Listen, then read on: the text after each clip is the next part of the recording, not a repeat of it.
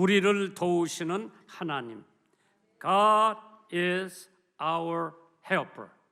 우리는 이 세상을 잠시 지나가는 나그네예요. 나그네의 특징이 뭐냐? 제 고향을 떠나서 타향에서 사는 사람들을 가리켜서 나그네라고 그러는 거예요.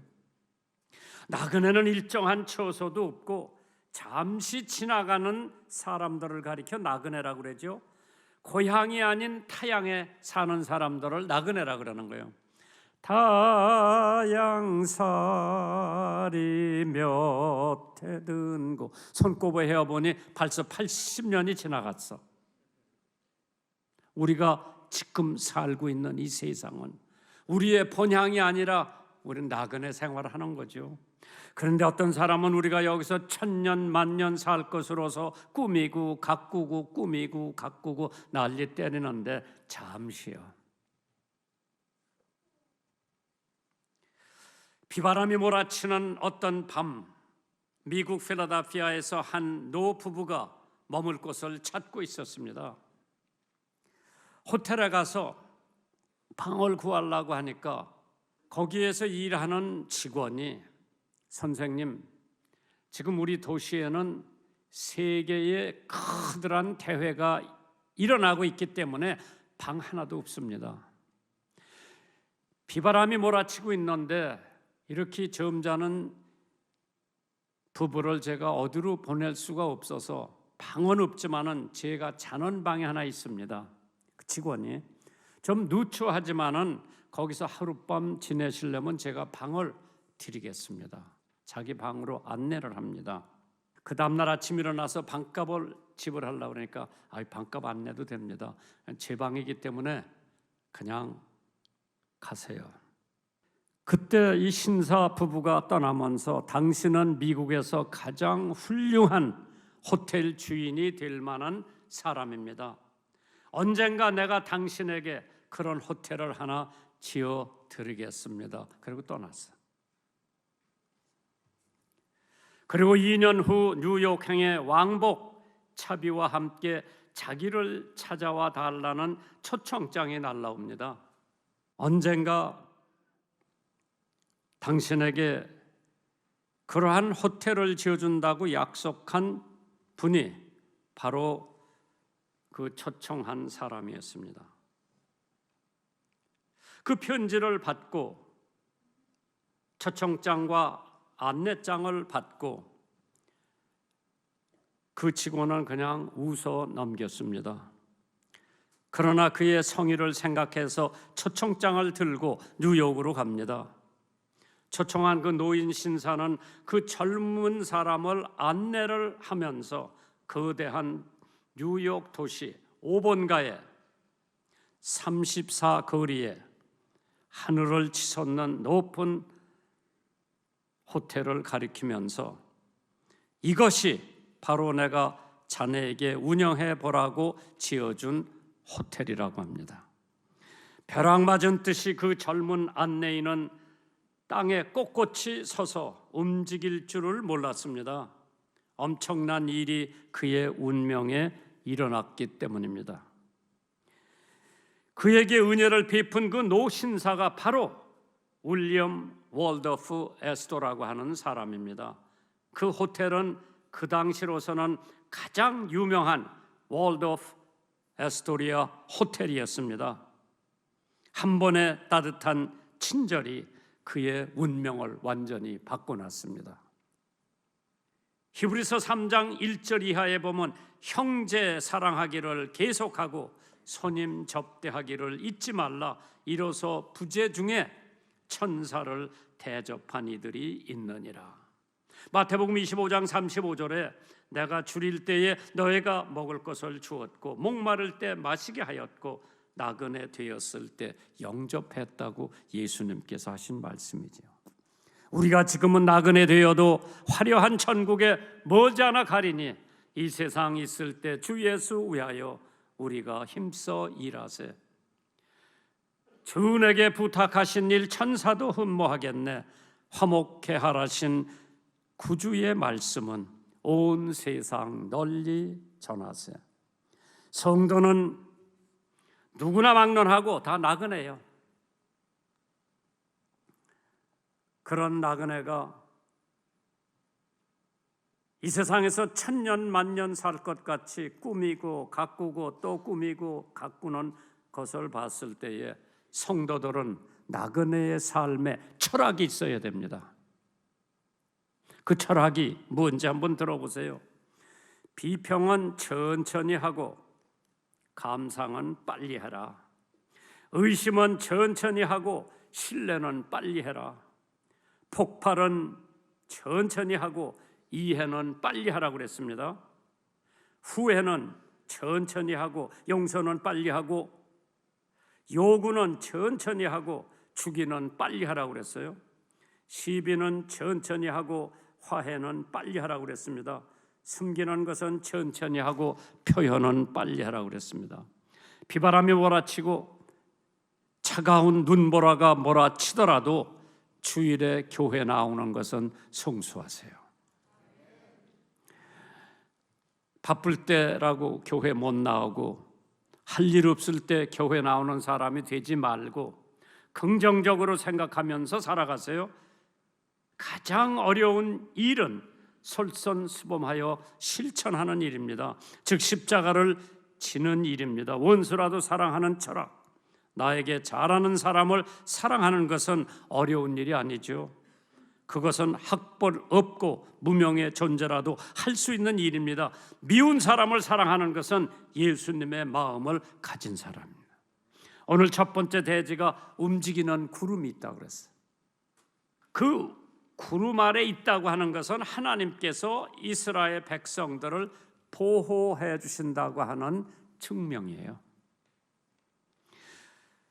출애굽기 13장 21절에 여호와께서 그들 앞에 행하사 낮에는 구름 기둥으로 그들의 길을 인도하시고 밤에는 불 기둥으로 그들에게 비추사 주야로 진행하게 하셨다고 그랬죠.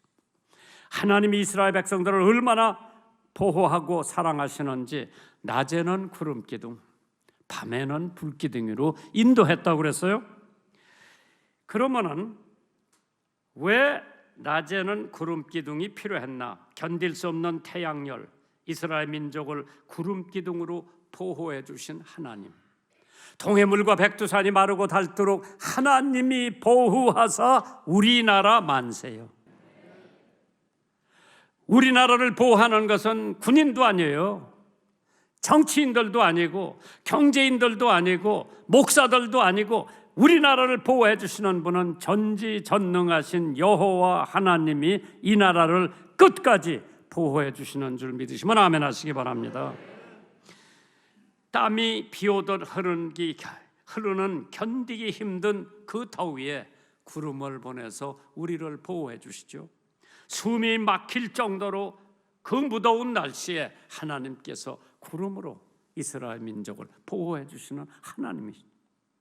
바람 한 점 없는 무더위, 하나님께서 구름을 통해서 인도해 주신다. 황막한 광야에 방향의 표시도 없는 사막, 가도 끝이 없는 모래밭, 길도 나무도 건물도 없는 벌판에서 하나님께서 낮에는 구름 기둥으로 밤에는 불 기둥으로 인도해 주시는 그 하나님, 보호해 주시는 그 하나님, 움직이는 구름이 바로 하나님께서 이스라엘 백성들을 보호한다고 하는 거죠. 구름 아래 있다고 그랬어요. 구름은 하나님의 임재하심을 상징하는 증표라고 그랬습니다.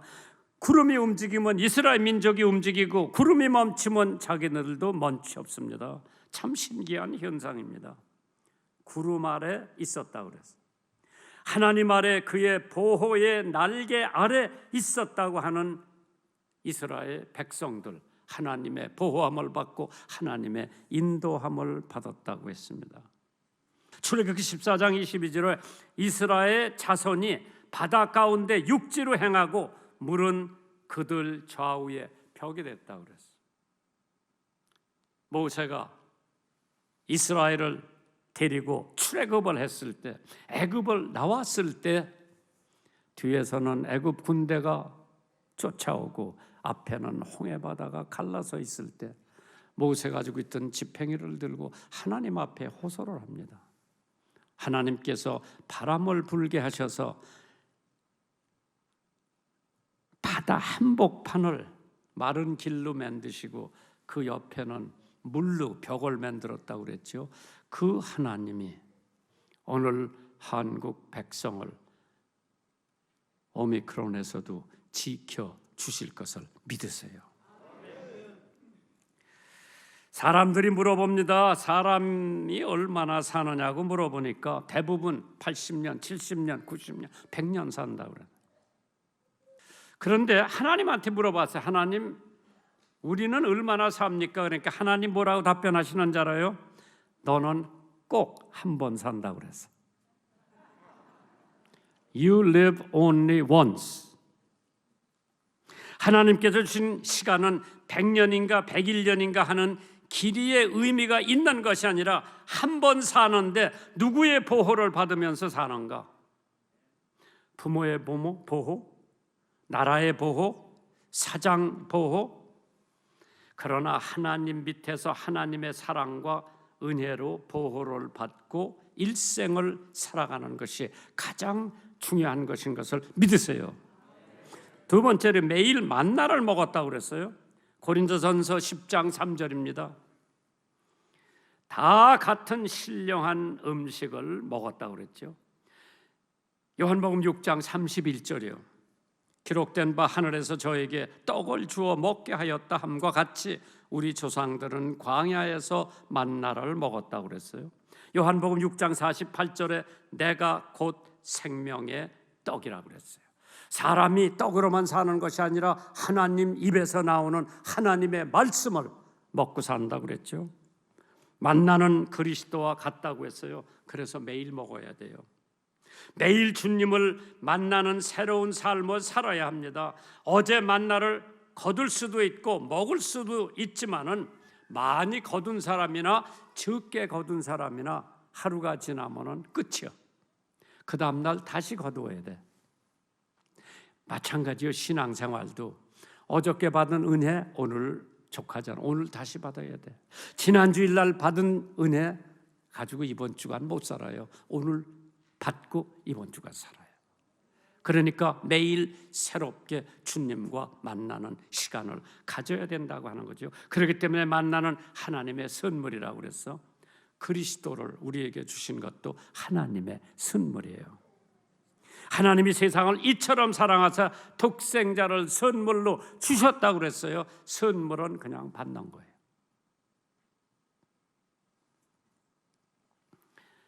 광야에 양식이 없는 것처럼 광야 같은 세상에 길을 잃은 우리들에게 예수님께서 내가 길이요, 내가 진리요, 내가 생명이라고 말씀했죠.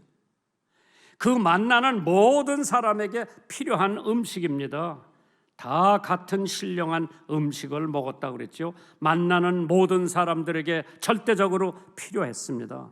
출애굽기 16장 18절에 오멜로 되어 본즉 많이 거둔 자도 남음이 없고 적게 거둔 자도 부족함이 없이 각기 식량대로 거두었다고 그랬어요.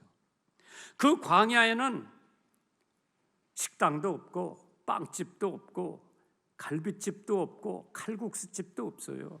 배고픈 모든 사람에게 만나는 절대적으로 필요한 양식이었습니다. 구원을 받으려면 누구에게도 예수님이 절대적으로 필요한 것처럼 사도행전 4장 12절에 다른 이로서는 그 누구의 이름 무하마 때도 못해요. 석가야래도 못해요. 다른 이름으로서는 구원을 얻을 수 없나니 천하 인간에게 구원을 얻을 만한 다른 이름을 우리에게 주신 일이 없음이니라.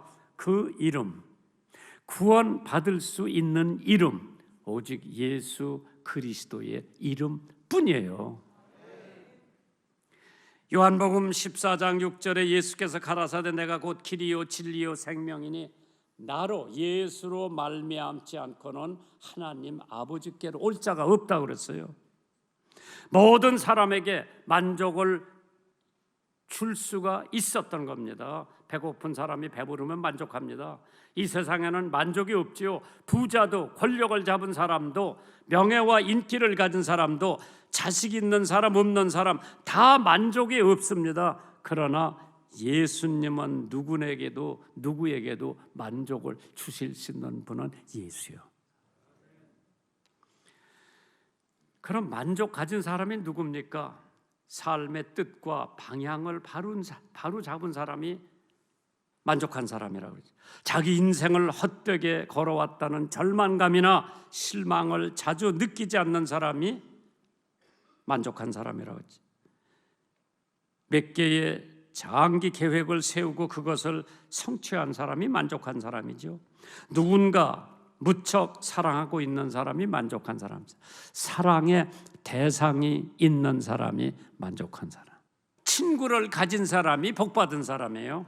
명랑한 사람이 복받은 사람이고, 큰 두려움이 없는 사람이 복받은 사람이고, 출애굽기 16장 18절에 오멜로 되어 본즉 많이 거둔 자도 남음이 없고 적게 거둔 자도 부족함이 없다고 그랬어요. 많다느니 적다느니 하는 인간의 개념과 실제적인 만족감과는 관련이 없던 것입니다. 즉 부족함을 모르는 마음은 부자의 마음이고, 반면에 날마다 부족감을 새로 잡히고 있는 사람은 소유에 관계없이 가난한 사람이라고 그랬죠. 요한계시록 3장 17절에 네가 말하기를 나는 부자라 부유하여 부족한 것이 없다 하나 네 곤고한 것과 가련한 것과 가난한 것과 눈먼 것과 벌거벗은 것을 알지 못하는도다. 돈 없이 먹을 수 있는 것이 만나죠. 재산이 있거나 없거나 유식, 무식이 관계없이, 연령의 차이가 관계없이 하나님이 주시는 만나는 누구나 똑같이 먹을 수 있는 줄 믿으시기 바랍니다. 요한복음 6장 51절에 나는 하늘로서 내려온 산 떡이니 사람이 이 떡을 먹으면 영생하리라. 나의 줄 떡은 곧 세상의 생명을 위한 내 살이라고 그랬어. 예수님 살이라고 그랬어. 미국의 대부호 앤드루 카네기가 돈 많은 사람일수록 웃음이 적음을 발견했다고 고백을 합니다. 즉 돈 많은 사람이 행복하지 않다는 얘기입니다. 반면에 행복한 사람은 누군가 돈을 쌓아둔 자가 아니라 욕심이 적은 사람, 돈이면 무엇이나 할 수 있다는 것이 해방 후 50년 동안 우리나라에 팽배됐던 사상이에요. 그러나 성경은 돈을 사랑하는 것이 일만하게 뿌리가 된다고 그랬습니다. 오늘 여러분들이 한 가지 생각해야 될 것은 돈 때문에 망하는 사람이 우리 주변에 종종 있지요. 사도행전 8장 20절에 베드로가 가로되 네가 하나님의 선물을 돈 주고 살 줄로 생각하였으니 네 은과 네가 함께 망할지어다. 야고보서 1장 15절에 욕심이 잉태하면 죄를 낳고 죄가 장성하면 사망을 낳는다고 그랬습니다. 근데 여기 본문에 있는 말씀을 보니까 그들을 따르는 반석이 있다고 그랬어요. 고린도전서 10장 4절입니다. 다 같은 신령한 음료를 마셨으니 이는 저희를 따르는 신령한 반석으로부터 마셨음에 그 반석은 곧 그리스도라고 그랬죠. 그 반석이 이스라엘 백성들을 따라다니는 거죠. 그리스도와 같이 반석은 하나님의 계시입니다. 호렙산에서 모세에게 이 반석을 보여주신 것은 잠시였습니다. 그러나 우리에게 반석 되시는 예수 그리스도를 보여주신 것은 30년이에요. 예수님이 이 땅에서 30년 동안 배고픈 사람 떡을 주시고, 병든 사람 고쳐주시고, 장님의 눈을 뜨게 해주시고, 벙어리의 입을 열어주시는 역사를 30년 동안 한 거예요. 그리스도와 같이 반석은 하나님의 소유라고 그랬습니다. 그리스도와 같이 반석은 풍성함이 없는 것 같이 보였습니다. 이스라엘 민족이 반석에 무슨 물이 나오고 좋은 것이 나올 수 있겠느냐? 주님 당시에 많은 사람들이 나사렛에서 좋은 것이 나올 수 없다고 했습니다. 우리가 다 그의 충만한 데서 받으니 은혜 위에 은혜라고 그랬습니다. 그리스도와 같이 반석을 우리는 쳤습니다. 언제? 예수님 십자가에 못 박혀 돌아가실 때 반석 그리스도를 우리가 십자가에 친 거예요. 죽인 거예요. 그래야 그가 흘린 피로서 말미암아 내가 죄 사함을 얻고 그 반석에서 목마르지 않는 생수, 그 반석에서 떨어지지 않는 양식을 내가 먹을 수 있는 줄 믿으시기 바랍니다. 그렇기 때문에 성경에 예수님을 모세오경에서 이렇게 소개를 했어요. 창세기에서는 여자의 후손, 후손은 남자의 후손이지 여자의 후손이라는 게 없어. 마리아에서 예수님이 태어난 거예요. 여자의 후손, 이게 벌써 창세기에 예언이 돼 있는 거죠. 출애굽기에는 유월절 양으로 예수님이 소개가 됩니다. 레위기에서는 속죄의 희생 제물로 예수님이 소개가 됩니다. 민수기에는 얻어맞은 바위, 모세한테 얻어맞은, 신명기에서도 얻어맞은 바위로. 예수는 성경의 영원한 메신저라고 그랬죠. 미국 시카고에서 대화재가 발생됐습니다. 무리 부흥사가 운영하는 무리 신학교, 무리 교회 다 불에 타서 없어졌습니다. 간신히 무리 목사님만 빠져나왔어요. 그때 어느 무리 목사님 친구가 화재로 인해 얼마나 고생이 많은가 물어봤어요. 그때 무리 부흥사가 이렇게 대답을 합니다. 나의 모든 것은 다 타버려서 없어졌지만은 귀한 보배는 타지 않고 내가 간직하고 있다고 대답을 합니다. 그때 그 친구가 불행 중 다행이네. 그런데 그 귀한 보배가 뭐지? 무리 부흥사가 그것은 내 마음속에 있는 예수님이라고 대답을 합니다. 어떤 사람은 인생의 화재가 나면은 예수를 믿는 마음까지 타버린 사람들이 있지만은 마태복음 1장 21절에 아들을 낳으리니 그 이름을 예수로 하라. 이는 그가 자기 백성을 저의 죄에서 구원할 자이심이니라. 그 예수, 그 반석, 그 구름, 그 불기둥이 오늘도 여러분과 저를 늘 보호해 주시고 인도해 주시고 생수를 주시고 생명을 주시는 그 예수 믿으세요. 그 예수 따라오세요. 그 예수 영원한 친구로 삼아 주시기를 주님의 이름으로 축원합니다.